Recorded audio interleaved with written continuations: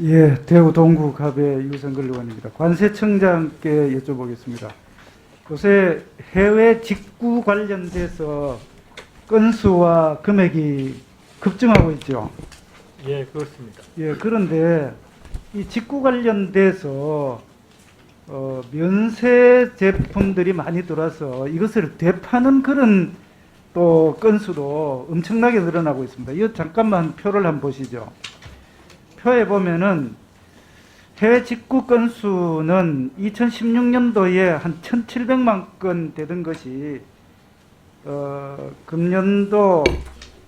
금년도에는 작년 기준으로 해서 6,300만 건 이상으로 이렇게 늘어납니다. 그래서 건수별로 보면 한 3.7배 정도 늘어나고 금액으로 따지면은 한 16억 달러에서 37억 달러로 2배 이상 이렇게 늘어납니다.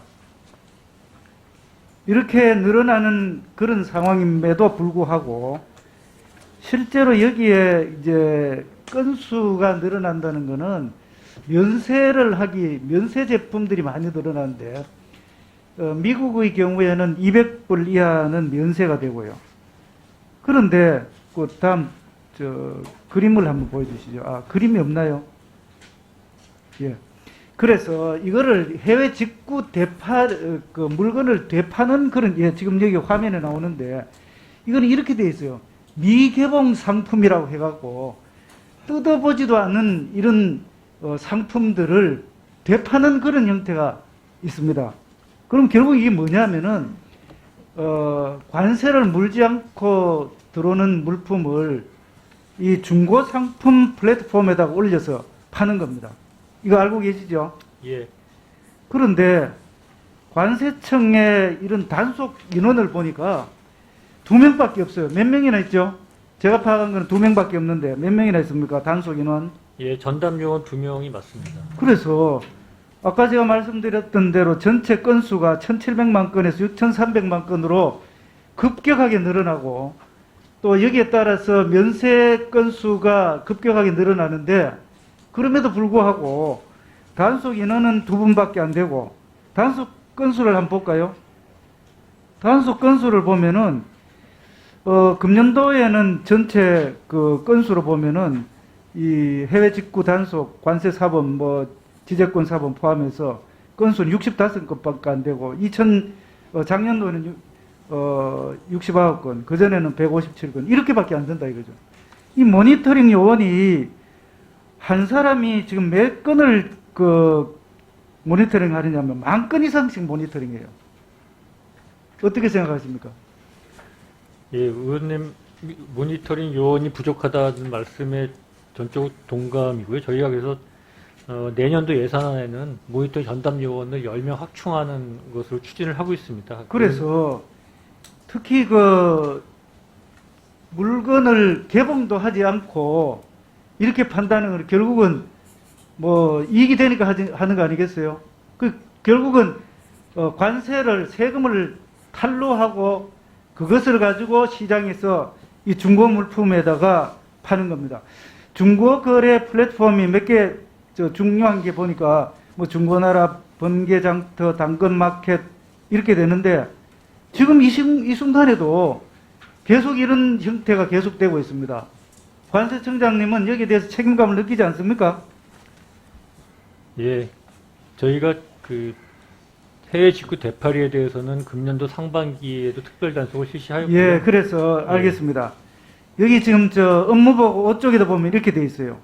자가 사용 소액 물품의 면세 제도를 악용하는 기업형 직구 되팔이와 소비자 피해를 유발하는 구매 대행 업체의 저가 신고 행위를 반사회적 탈세 행위로서 엄정 대응하겠다 이렇게 돼 있어요.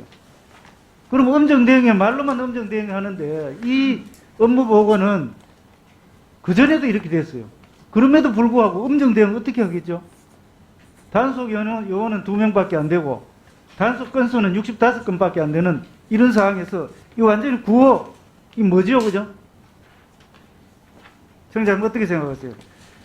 예, 의원님 말씀대로 전담 요원 2명밖에 안 되고 있지만 현재 서울세관 디지털 무역 범죄 조사과 직원 16명이 이 수사를 병행하고 있습니다. 그리고 아까 예, 말씀드린 그래서 것처럼 내년 10명을 청장님, 증원 추진 중입니다. 이거는 제도적으로 또 구조적으로 잘못되는 부분은 진짜 고쳐야 됩니다. 면세제도 악용하고 탈세 조장하고 관세행정력 낭비하는 이런 문제점에 대해서 조속한 대응 방안 마련해서 의원실로 그리고 우리 기재위에 보고해 주시기 바랍니다. 예, 그렇게 하겠습니다.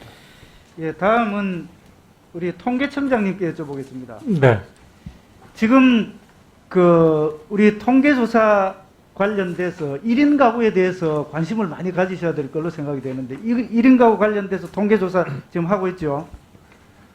지금 통계청에서 하는 조사 1인 가구가 포함되어 있고 공표 범위도 최근에 늘리고 있습니다. 예, 그래서 이 1인 가구 비율이 31.7% 664만 3천 가구 정도 됩니다. 맞죠? 그런데 1인 가구가 왜 이렇게 중요하냐면은 지금 가구 원수가 평균으로 해서 2몇 명 정도밖에 안 됩니다. 그러면은 1, 2인 가구가 많이 늘어나고 특히 1인 가구가 늘어난다는 거는 예를 들어서 어르신들 중에서 또 우리 뉴스에도 나오듯이 참 안타까운 이야기 나오는데 1인 가구 중에서 고독사 하는 경우가 많아요. 이 고독사를 하게 되면은 혼자 사시기 때문에 돌아가셔도 어떻게 되는지 알 수가 없는 그런 부분이 많습니다. 그래서 1인 가구 통계를 내면서 고독사 관련되는 사항을 통계 조사 항목에 포함시켜야 된다고 생각하는데 어떻게 생각하세요? 예, 앞서 말씀 잠시 드린 것처럼 우리 통계 구조가 분권형 체계로 되어 있습니다. 그래서 이 고독사 관련 통계 주무부처가 복지부인데 예, 알겠습니다. 그래서 그렇게 하면은 전부 다 떠넘기는 겁니다. 아까 여기에 조달청 업무보고가 이렇게 해놨어요. 뭐라고 해놨느냐면 3쪽에 사회환경 경제구조 변화를 반영하여 통계를 개발 개선하고 그 다음에 통계 정책 활용도를 높이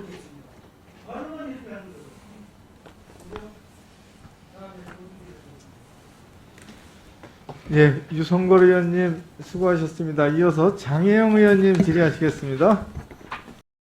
예, 먼저 조달청장님께 간단한 질의한 게 있습니다. 나라 장터가 매우 효율적이고 적정한 가격으로 잘 운영이 되고 있죠? 예, 그렇습니다. 예. 아까 우리 추경호 의원님께서 질문하신 이재명 경기지사의 조달청의 나라 장터에 대한 부정적, 비판적 시각에 대한 답변으로 그렇게 이해를 하겠습니다. 통계청장님. 네. 아까 1인 가구 관련돼서 시간이 없어서 제가 말씀을 못 드렸는데, 우리 1인 가구가 굉장히 많이 늘어나고 있죠. 예, 그렇습니다. 그래서 통계청이 1인 가구에 관련되는 통계를 좀 잘 확보하시고, 특히 아까 말씀드린 대로 우리 고독사 예방 및 관리에 관한 법률에 따라서 5년마다 복지부 장관이 고독사 실태 조사를 하도록 돼 있어요. 그죠?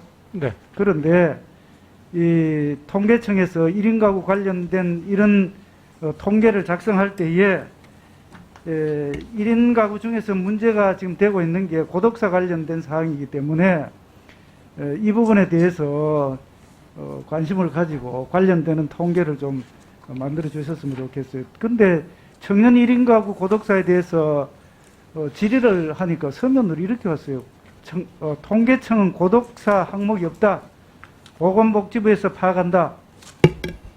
등의 답변을 해왔고, 하지만 고독사 통계 관련된 이 논문에서는 어떻게 요구를 하고 있느냐 하면은 정부의 정책적 의지와 함께 통계청의 자료 구축 역할을 기대하는 그런 겁니다. 그래서 통계청장님 좀 전에 제가 말씀드렸듯이 청년 고독사 문제뿐만 아니라 우리 1인 가구가 늘어나고 있는 그런 상황에서 고독사 관련된 사항 통계를 잘 정비를 해 주시기 바랍니다.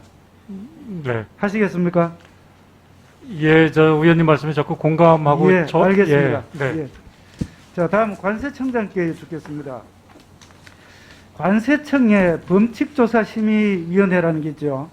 예, 예, 여기에 보면은 이 범칙조사심의위원회의 위원으로 지금 인천청에 위원으로 계신 분이 변호사분이 한 분이 계세요.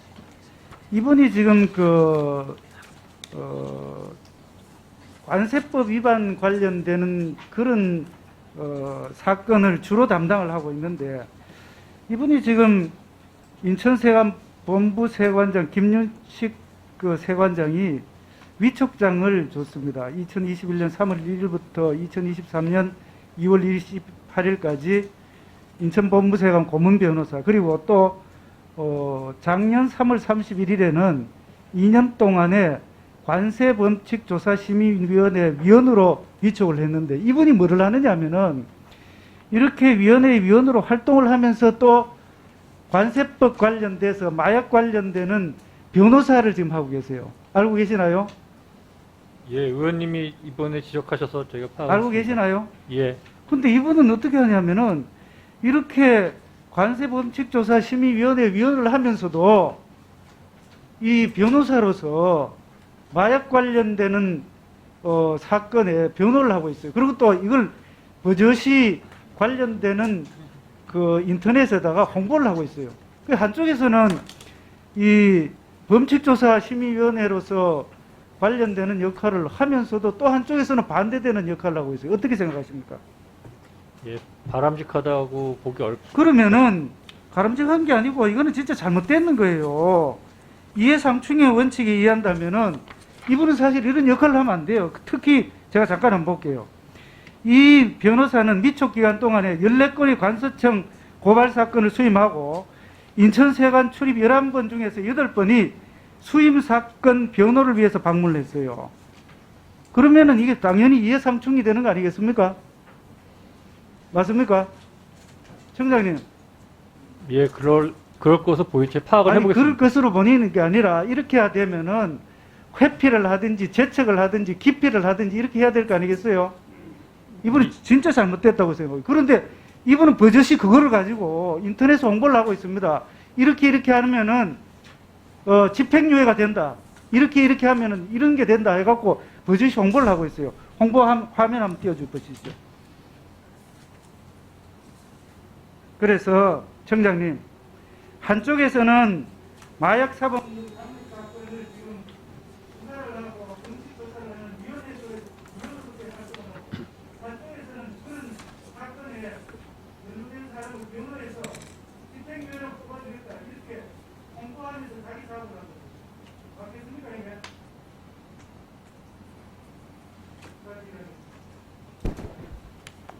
예, 유성걸 의원님 수고하셨습니다. 이어서 장혜영 의원님 질의하시겠습니다. 예.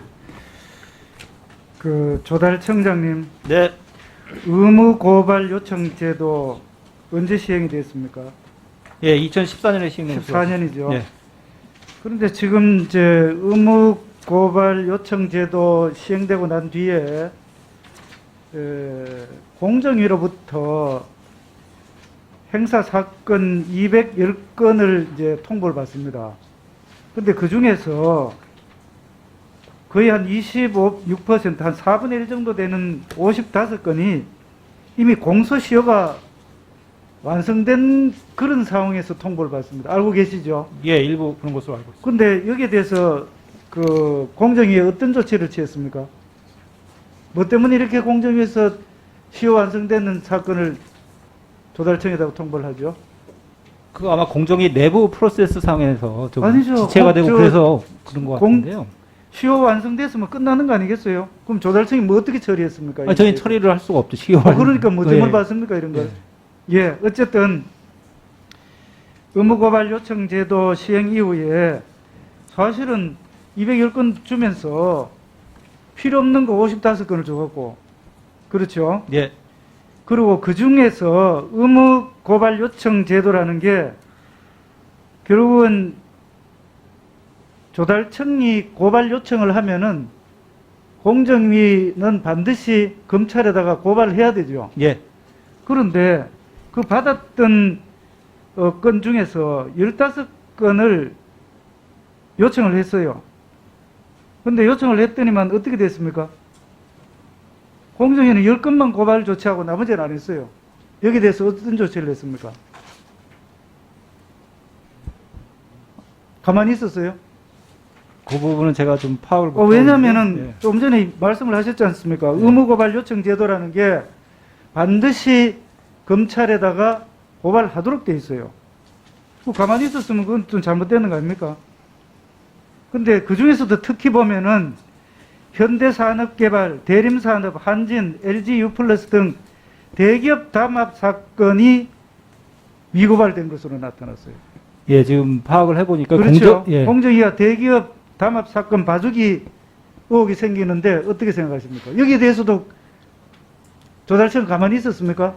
그 공정위에서 고발하지 않은 것은 그 리니언시 제도를 어쨌든 이용해서 간에 고말 안 했는 거에 대해서 예. 저 대기업이 많은데 예, 봐주기다 이렇게 의혹이 생기는데 그러면은 당연히 조달청에서는 법에 의해서 고발하도록 돼 있는데 안 했기 때문에 어떤 형태의 조치가 있어야 되는데 그것도 안 됐다 이거죠. 또 한 가지는 의무 고발 요청 제도하고는 별개로 조달청 자체 시스템에서 담합 통계 분석 시스템 가지고 계시죠. 네, 있습니다. 이걸 전부 다 분석을 해봤더니만 6년간 3,796건을 적발해갖고 56건을 공정위에다 조사 의뢰를 했어요. 그런데 34건은 무혐의 종결 처리하고 14건만 의결된 것으로 나타났는데 의결된 것 중에서도 사건 여기에 대해서는 어떻게 생각하세요?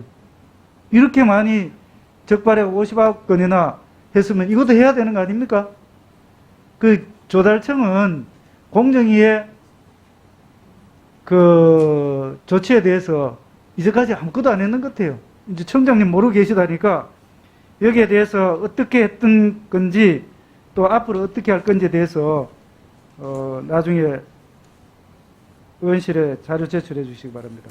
예, 그렇게 하도록 하겠습니다. 예, 그리고 그 관세청장님 예, 지금 관세행정소송 4건 중에서 1건꼴로 계속 패소를 하게 됩니다. 알고 계시죠? 예, 이렇게 높은 패소율 원인이 뭡니까? 예, 한번 보시고요. 특히 동일 쟁점, 동일 원고에 대해서 높은 패소율을 보이고 있어요. 지금 저 자료 한번 보시죠. 어떻게 되어 있습니까? 패소율 100%가 패소율 100%라는 거는 완전히 잘못 부과했다는 거 아니겠습니까? 세금을, 그죠? 예, 또 쟁점도 같은 쟁점, 이거에 대해서 쟁점 한번 보시죠. 이거에 대해서도 지금 계속 똑같은 지금 패소를 하고 있는데 여기에 대한 관세청의 대응책은 뭡니까? 예, 패소율 동일 쟁점이 예를 들어서 원산 예, 패소율이 높다는 의원님의 지적에 대해서는 저희가 그 변호사 등 내부 직원의 과세 절차 참여를 확대해서 과세 품질을 제고하도록 노력을 하겠습니다. 그리고 동일 쟁점 사건에 대해서도 계속 패소한다는 것에 대해서는 그 주요 쟁점에 대해서는 담당자를 지정해서 체계적으로 소송 대응을 하도록 하겠습니다.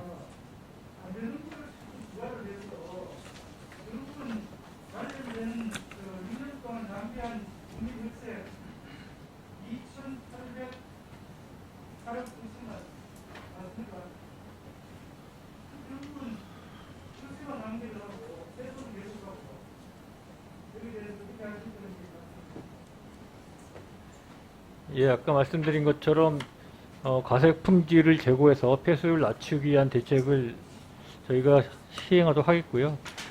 동일 쟁점 사건 패소율에 대한 대책도 아까 말씀드린 바와 같이 하겠습니다. 그리고 이제 패소율이 높은 이제 동일 원고 사건에 대해서는 저희가 무리하게 진행하지 않는 방향으로 개선책을 마련하도록 하겠습니다.